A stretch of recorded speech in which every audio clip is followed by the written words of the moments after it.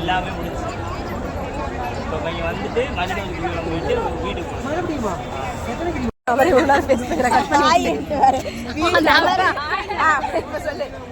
ஒரு 10 பேர் தீபம் பக்கம் வந்துருக்கோம் திருவண்ணாமலைக்கு ராஜகோபுரம் பாருங்க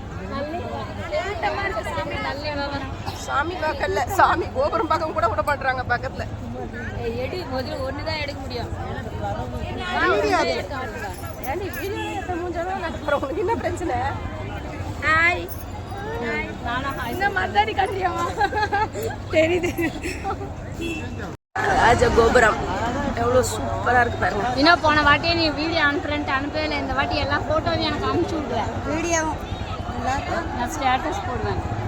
கோபுரத்தோட நல்லா இருக்கு.